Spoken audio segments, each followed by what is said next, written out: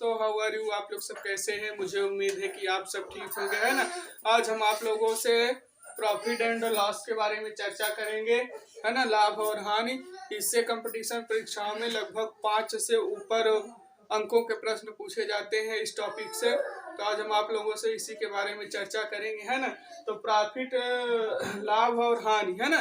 तो लाभ और हानि, जैसे आपको मान लीजिए परसेंटेज लाभ निकालना है या परसेंटेज हानि निकालना है किसी भी क्वेश्चन का, तो सबसे पहले उसमें सबसे पहली चीज जो जानना जरूरी है वो ये है कि वो क्वेश्चन किस टाइप का है। वो सबसे पहले आप जानेंगे तब उस क्वेश्चन को सॉल्व करवाएंगे।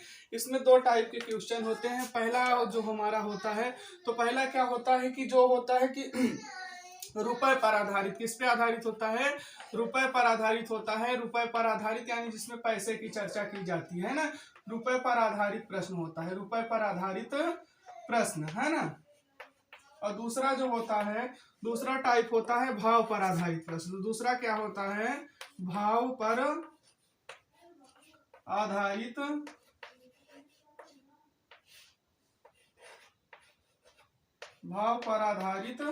प्रश्न। दो प्रकार के होते हैं प्रश्न इसमें, है ना। पहला जो होता है वो क्या होता है?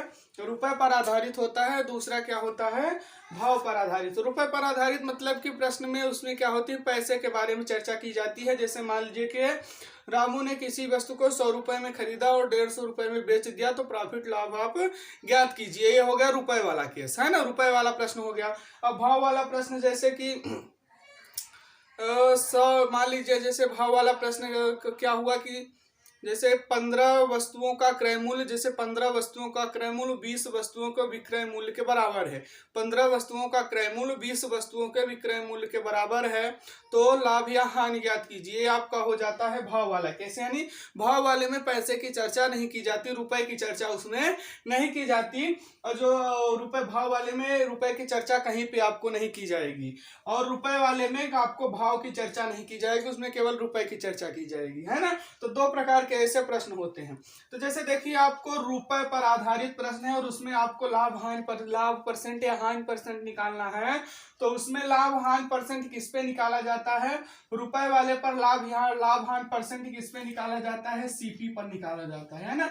सीपी मतलब कॉस्ट प्राइस। कॉस्ट प्राइस मतलब क्रय मूल्य, है ना। कॉस्ट प्राइस मतलब क्रय मूल्य। क्या होता है? क्रय मूल्य, है ना। क्रय मूल्य पर निकाला जाता है। किस पर निकाला जाता है? क्रय मूल्य पर निकाला जाता है।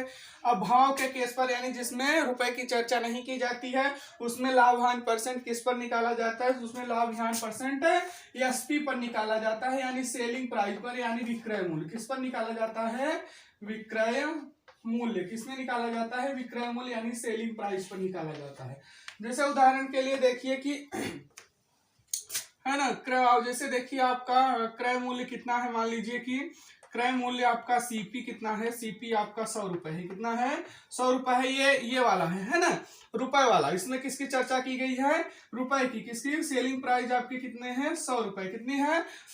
कॉस्ट प्राइस कितना है? 100 रुपए, यानी क्रय मूल्य। सेलिंग प्राइस कितना है आपका? आपने उस किसी वस्तु को 100 रुपए में खरीद के 150 रुपए में बेच दिया। कितने रुपए में बेच दिया? 150 रुपए में बेच दिया। तो आपको यहाँ पे क्या निकालना है? लाभ परसेंट। क्या निकालना है? लाभ प्रतिशत बराबर ज्ञात कीजिए। क्या निकालना है? मान लीजिए लाभ प्रतिशत आपको यहाँ पे निकालना है ना। आपने किसी वस्तु को 100 रुपए में खरीदा और 150 रुपए में बेच दिया, और लाभ प्रतिशत यहाँ पे निकालना है। तो सबसे पहले आप प्रश्न में देखिए कि ये किसका प्रश्न है ना। यानी रुपए वाला प्रश्न है कि भाव वाला प्रश्न है? तो इसमें रुपए की चर्चा की गई, यानी ये रुपए वाला प्रश्न है ना।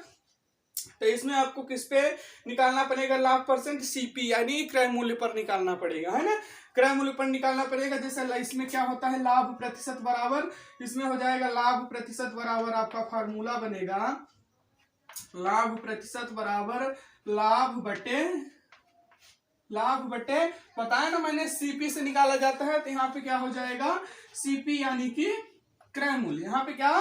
क्रय मूल्य। और परसेंटेज के लिए 100 से गुणा, परसेंटेज के लिए 100 से गुणा तो रख दीजिए। तो लाभ आपको इसमें कितना हुआ? आपने 100 रुपए में खरीदा, 150 में बेचा, यानी 50 रुपए का लाभ हुआ। कितने रुपए का लाभ हुआ? 50 रुपए का लाभ हुआ।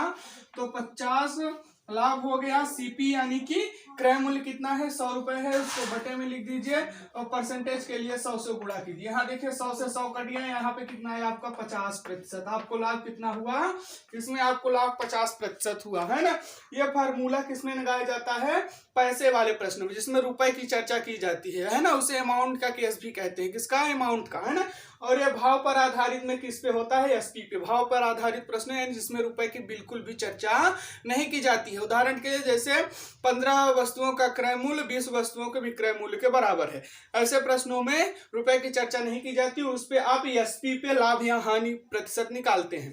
तो देखिए जैसे यह हो गया आपका सीपी रुपए पर आधारित। अब देखिए जैसे कि भाव पर आधारित प्रश्न है, मान लीजिए 15 वस्तुओं का क्रय मूल्य 20 वस्तुओं को विक्रय मूल्य के बराबर है ना।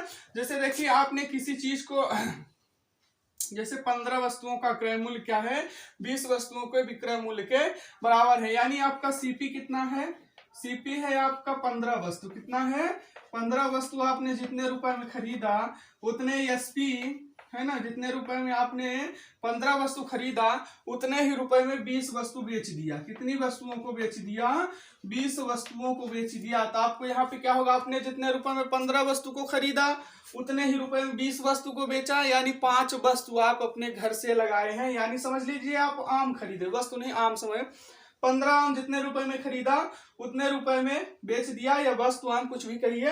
15 वस्तु आपने जितने रुपए में खरीदा उतने 20 रुपए में 20 वस्तु उतने ही रुपए में बेच दिया। जितने रुपए में 15 वस्तु खरीदा उतने रुपए में 20 वस्तु को बेच दिया, यानी 5 वस्तु आप अपने घर से दिए। इसका मतलब कि आपको 5 वस्तु की हानि हो गई। यहाँ पे क्या हो गई, हानि कितनी हुई, हानि आपको 5 वस्तु की हुई। कितने वस्तुओं की हानि हुई, 5 वस्तु को आपको हानि हो गई।